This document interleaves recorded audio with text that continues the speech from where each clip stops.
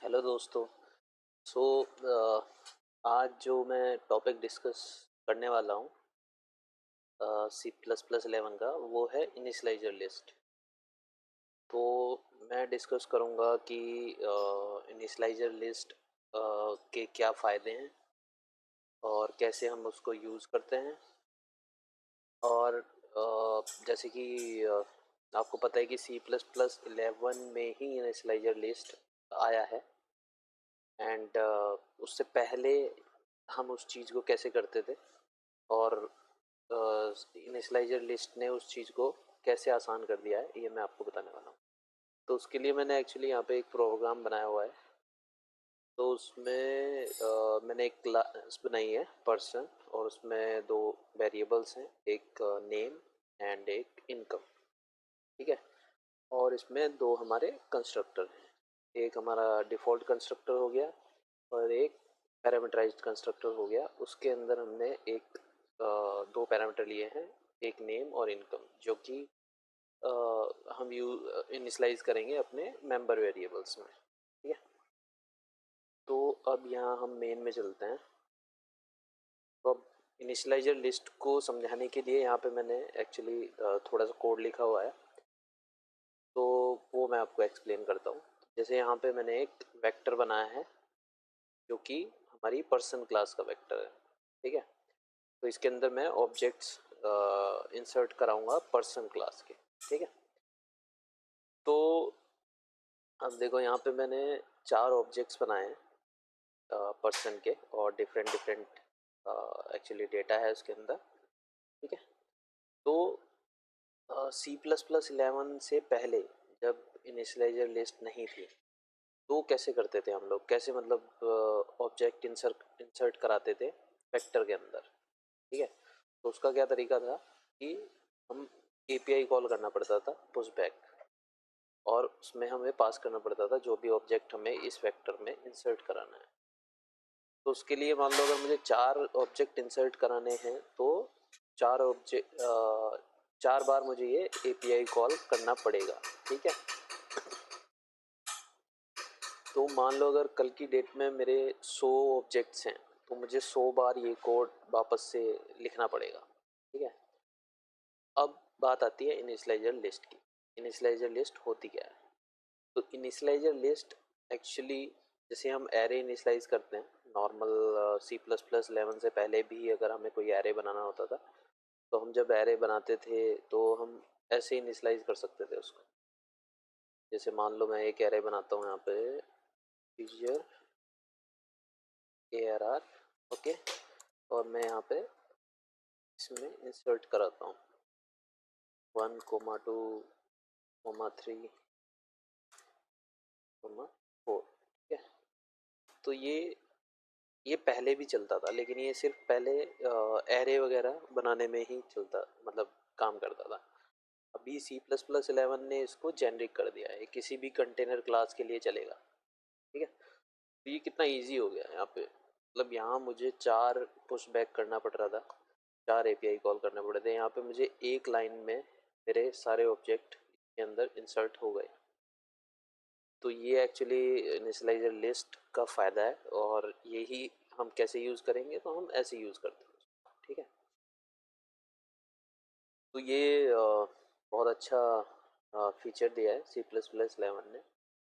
Developers के लिए तो बहुत ही सही है, क्योंकि इजी टू इंसर्ट है, बहुत कम कोड लिखना पड़ रहा है मुझे। और अब मैं इसका एक्चुअली दूसरा यूज़ बताना चाहता हूँ C++11 में। ठीक है। तो उसके लिए मैंने क्या किया है, इस पर्सन क्लास के अंदर मैंने एक वेक्टर लिया है। मैं बता रहा हूँ कि मान लो किसी क्लास के अंदर मेरा वेक्टर है, और उसको मुझे इनिशियलाइज कराना है during the construction of the object. ठीक है।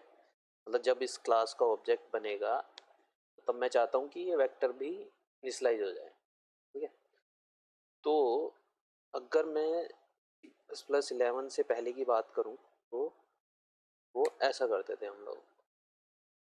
तो हमने क्या किया, हमें क्या करना पड़ता था कि वेक्टर को, मतलब एक वेक्टर ही एज ए पैरामीटर देना पड़ता था, वेक्टर का ऑब्जेक्ट, और फिर हम उस वेक्टर से अपने वेक्टर में इनिशियलाइज करते थे, ठीक है, जो भी डेटा था। तो यहाँ पे कॉपी होता था एक्चुअली डेटा, ठीक है। तो उसके लिए मुझे क्या करना पड़ेगा, अभी जैसे मैंने यहाँ पे वेक्टर बना दिया, ये C++11 से पहले की बात है, तो ऐसे वेक्टर बनाना पड़ता था, ठीक है। अब मैं यहाँ पे दिखाता हूँ कि वेक्टर को हम इनिशियलाइज कैसे करते थे। तो उसके लिए मैंने ऑलरेडी यहाँ पे कोड लिखा हुआ है, ये इसको मैं कमेंट कर देता हूँ, ठीक है। तो ये जो वेक्टर है ये मैंने एक्चुअली सिटी के लिए बनाया, तो मैं इसमें सिटी के नेम्स इंसर्ट कराना चाहता हूँ एज ए स्ट्रिंग, ठीक है, स्ट्रिंग का वेक्टर है वो। तो C++11 से पहले मुझे क्या करना पड़ता था, एक वेक्टर, मान लो मुझे during the construction of the object, मुझे अगर इस पर्सन का जब मैं ऑब्जेक्ट बना रहा हूँ उसी टाइम पे मुझे अपना जो मेंबर वेरिएबल है वेक्टर उसको इनिशियलाइज कराना है। तो मुझे क्या करना पड़ेगा, एक वेक्टर बनाना पड़ता था पहले, और उसमें फिर मुझे पुश बैक कराना पड़ता था। टेम्परेरी मेरा ये वेक्टर है, इसके अंदर मैंने डेटा डाला जो भी मुझे करना है, फिर उस ऑब्जेक्ट को, जो ये ऑब्जेक्ट है, उसको मुझे यहाँ पास करना पड़ता था। तो मतलब ज़्यादा काम है ये, क्योंकि हमें यहाँ पे एक वेक्टर बनाना पड़ रहा, मतलब ऑब्जेक्ट बनाना पड़ रहा है, फिर उसके अंदर इंसर्ट कराना पड़ रहा है, और फिर उसको मुझे यहाँ भेजना पड़ रहा है, ठीक है। तो अब C++11 ने इसको कैसे आसान किया है वो मैं आपको दिखाता हूँ। तो इसको मैं कमेंट कर देता हूँ, इस कंस्ट्रक्टर को, तो C++11 से पहले चलता था। अब ये हमारा C++11 के साथ है। यहाँ पे हम क्या करेंगे, जो कंस्ट्रक्टर है उसके अंदर हम देंगे तीसरा पैरामीटर इनिशियलाइजर लिस्ट, ठीक है, ऑफ स्ट्रिंग टाइप, ठीक है। और इसको हम अपने वेक्टर सिटी, जो हमारा मेंबर वेरिएबल है, उसमें हम इनिशियलाइज उसको हम इनिशियलाइज करा देंगे इसके थ्रू, इस इनिशियलाइजर लिस्ट, ठीक है। तो अब ये इजी क्या है इसमें वो मैं दिखाता हूँ। तो मैं इसको कमेंट कर देता हूँ यहाँ पे, और इसको मैं अनकमेंट कर देता हूँ, ठीक है। तो यहाँ देखो मैंने क्या किया, एक ऑब्जेक्ट बनाया पर्सन क्लास का, मतलब पर्सन क्लास का ऑब्जेक्ट बनाते समय ही मैं अपना जो मेंबर वेरिएबल है वेक्टर का, इस क्लास का, उसको इनिशियलाइज कर रहा हूँ यूजिंग इनिशियलाइजर लिस्ट। तो मैंने तीसरा जो ये भेजा है पैरामीटर, वो मैंने इनिशियलाइजर लिस्ट ही भेजी है। यहाँ पे मुझे जैसे यहाँ पे मैंने वेक्टर का ऑब्जेक्ट बनाया था, ऐसा बनाने की मुझे कोई ज़रूरत नहीं पड़ी। डायरेक्ट मैंने यहाँ पे, क्योंकि मुझे डेटा इंसर्ट कराना है उस वेक्टर में, मैंने यहाँ पे इनिशियलाइजर लिस्ट बना के डाल दिया। और वो, क्योंकि यहाँ पे मेरा जो कंस्ट्रक्टर है वो इनिशियलाइजर लिस्ट ले रहा है स्ट्रिंग टाइप की, तो ये आराम से यहाँ पे वो जो भी लिस्ट मैंने वहाँ पे दी है मेन फंक्शन में, वो यहाँ पे आ जाएगी, और उससे मेरा वेक्टर का जो ऑब्जेक्ट है मेंबर वेरिएबल का, वो मेरा इनिशियलाइज हो जाएगा, ठीक है। तो ये एक लाइन में हो गया यहाँ पे। तो यहाँ मुझे कितनी लाइन लिखनी पड़ रही थी, जितने ऑब्जेक्ट मुझे इंसर्ट, जितने ही सिटी मुझे इंसर्ट करानी है उतनी बार मुझे पुशबैक कॉल करना पड़ता। मान लो मुझे एक और सिटी यहाँ पे ऐड करानी है,